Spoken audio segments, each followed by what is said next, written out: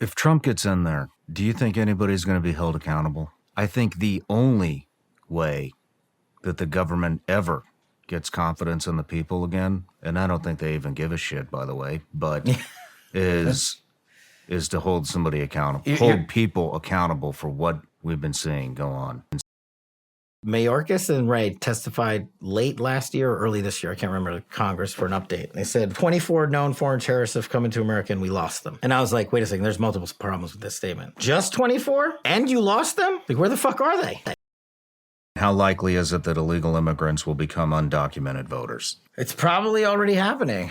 Whatever you think the number is, it's at least 10 million, if not 15 million. And you've seen liberal states go out and say, we're going to house illegal immigrants, we're going to give them IDs, and we're going to help finance whatever needs they might have for their families and themselves. You got to ask yourself, what's the point of all that? Like, what are you bringing all these people here for? Putting aside the fact that some of them commit the most atrocious crimes we've seen in modern history. This is the weapon I think they're going to use. The Democrats are smart enough to say, well, we got to figure out a new way to rig the election. They caught us on 51 Intel letter. They caught us on Russiagate. Say you have 5% of the illegals, and say, let's use a conservative number of 10 million. The last two elections were decided by 54,000 votes in 4 states. Wow. This may be a stupid question, but if you got 2 mail-in ballots and nobody's checking your ID, I mean, is it even illegal to vote more than once these days?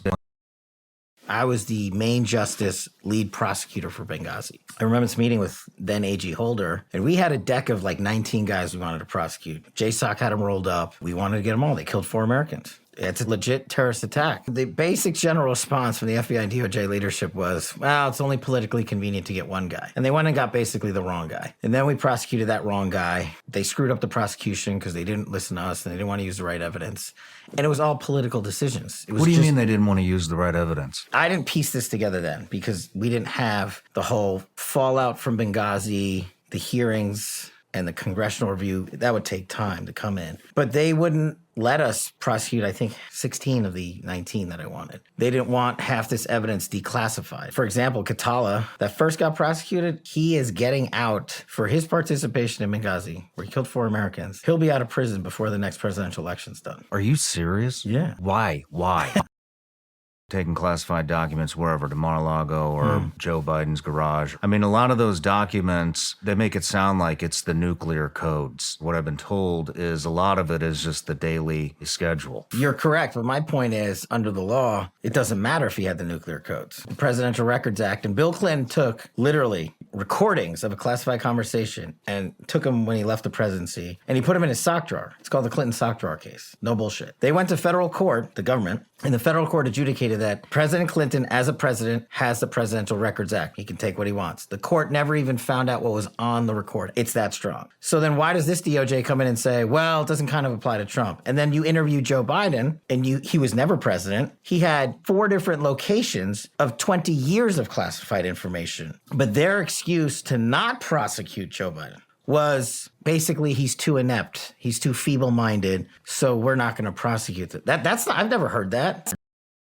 I was like, we're back to the Clinton case, the Clinton server case. No reasonable prosecutor would bring this case. I was in the National Security Division at the time. I was doing the discovery for Benghazi where we found her freaking email. And then they took that investigation away from us. And then it became the Clinton investigation, right? That everybody now knows about. I was like, who is this guy talking about? I didn't think it would happen, but it did. Came back full circle with the Biden administration, or the Biden prosecution of classified docs. And they let the guy off the hook. And they just said, doesn't matter. So we'll prosecute a guy who has a legal justification to have those documents because we don't care. It's Trump. And we won't prosecute the sitting president because you've made up a new legal standard that applies to exonerate him and to not even charge him. That is the 2-tier system of justice on steroids. I don't have a hit list. I don't have a revenge march I'm on. You don't have a hit list? I want the Constitution. I'll give you one. I'll take it. I simply want the Constitution to be applied to everybody, singularly, in government and outside of government. That's it. I want the judges to stop being political jackals on the bench and participate in the deep state prosecutions that have weaponized justice. And what I want in terms of full accountability is I want the American people to have enough ammunition of the truth that they are the ones that enact the accountability in Washington, D.C. That is how you see a sea change. I know the people that guys like me may take self-fulfillment in seeing that guy or that gal go to prison for breaking the law, but that is not going to fix Washington, D.C. The FBI's footprint has gotten so freaking big, and the biggest problem the FBI has come out of its intel shops. I'd break that component out of it. I'd shut down the FBI Hoover building on day one and reopening the next day as a museum of the deep state. And I'd take the 7,000 employees that work in that building and send them across America to chase down criminals. Go be cops. You're cops. Go be cops. Go chase down murderers and rapists and drug dealers and violent offenders. What do you need 7,000 people there for? Same thing with DOJ. What are all these people doing here? Looking for their next government promotion, looking for their next fancy government title, looking for their parachute out of government. So while you're bringing in the right people, you also have to shrink government. How vulnerable is our power grid? It's probably the most vulnerable thing we have. Our power grids are like 60, 70 years old. It's going to be cool when the lights go out. Exactly. And people are like, that just happens in that movie Die Hard or something. Like, no, it's not that hard to shut off a power grid through a cyber attack. How vulnerable is it to outside attacks? It's big because once they hit it, we can't fix it fast. I mean, look, we just saw Paris during the Olympics just got blacked out. Ain't a coincidence. If the grid goes down, we'll eventually just kill ourselves out of desperation. There will be no food, there'll be no water, there'll be no medical, there'll be no communication. Did they talk about this up there? Do they even understand what will happen if the grid goes down? This is a type of lift that you're not fixing overnight. You got to get Congress's buy-in to budget, to allow the agencies and department to go in and make this a priority, to allow companies come in and rebuild the infrastructure. So we're fucked. How likely is that method of attack, do you think? Something's going to happen. Chris Wray, the director of the FBI, and Rod Rosenstein were tasked with helping us at Congress, where I ran the Russiagate investigation, to expose Russiagate. We went to them and said, look, you guys didn't do this. Help us expose it. You know what they did? They launched an investigation against me. They used grand jury subpoenas to get my personal information, my banking information, my emails, my cell phone information, and everything else. I didn't find out till 5 years later when Google called me and said, hey, our 5-year notification has lapsed. We can now tell you the DOJ surveilled you. And we had to turn over documents. We exploded that into a federal lawsuit that's still ongoing in the DOJ and FBI. What? So Google informed you that you're being surveilled 5 years after the investigation started. What more did they tell you? They're not allowed to say anything. As a former national security prosecutor, I know you don't just go to Google. You go to every provider. You go to all the telecoms. You go to the bank. You go to everybody. But these two guys who were running the FBI and DOJ sat in a room with the chairman of the House Intelligence Committee and lied to our faces. They threatened to investigate us. They actually did it.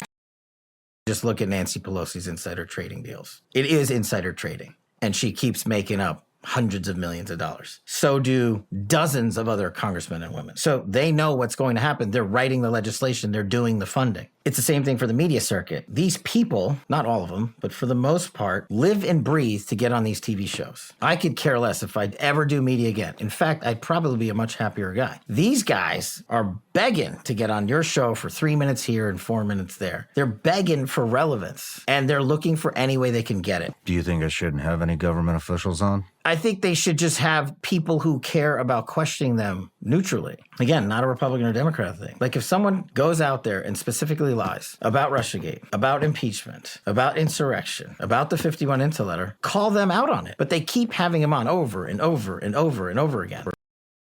Now we have more fentanyl on our streets, killing more kids than ever before in the U.S. We've got more rapists in our streets. We've got more murderers. We've got more heroin. We've got more cocaine. We have more violent crimes. And what does Joe Biden go up and tell the world the other day from the Oval Office after he decided not to run for president? Border crossings are the lowest they've ever been in my presidency than ever before during Trump. And the media printed it. I saw that. I like to think everybody knows that's a lie. I know there's a good portion of this country that will read whatever that print is and take it as gospel. But that's the power of your program. That's the power of your show. You don't have just the goobers in D.C. watching. You're so expansive, from military to sports to entertainment to Hollywood to everyday Americans that are so fed up with that garbage that they're actually getting educated.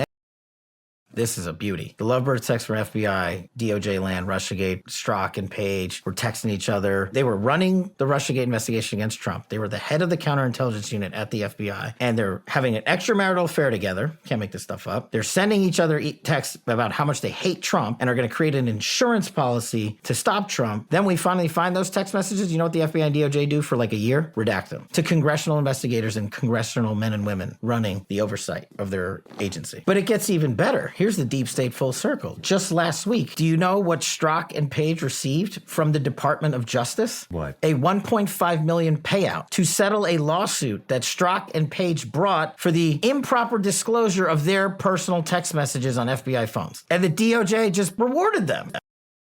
Chris Wray was caught last year illegally using 702 collection methods against Americans 274,000 times. 274,000 times. It's not my number. It's in the report that they wrote. The FISA court wrote it. And there was this big fight about 702 reauthorization. I know it might not be appealing to your audience, but it was a big fight this year to say we want FISA reform. And FISA did need reform. We exposed it and we gave you a bunch of reforms during Russiagate, and it never got implemented. So because the budget of FISA was up this cycle, we demanded Congress fix it. And do you know what the majority in the House, where the Republicans did? They bent the knee. They reauthed it. Why? I don't know. Ask them. And they said, paid? oh, no, we're just doing it for another year. We're just going to kick the can down the road. I'm like, okay, so the other year you're doing it for is an election year. We showed you how they abused FISA once already. And then now you know about Chris Wray and all these other FISA abuses. But you trust the director of the FBI, this guy, Chris Wray, who went before you and said, no, don't worry. We fixed everything. We're good. And they gave him more spy powers? I got you something. Oh. You heard of that? Yeah, that's awesome. The unplugged phone? Yeah. So there's no advertising ID from Facebook, Google. I love it. Any of those other places. Thanks, man. You're welcome. This is great. Hopefully that'll help you with... Oh, I'm going to start using it right away. Good. As long as I don't leave it right there. Send me your new number. Eric Prince developed the phone for situations like that. But that's the sad part, right? Eric's a friend, one of the most creative minds I know. That he has to do that as an American. That I have to write a book called Government Gangsters. That Steve Bannon has to make into a movie just to explain to America that the mob in government is worse than the mob that Whitey Bulger ran.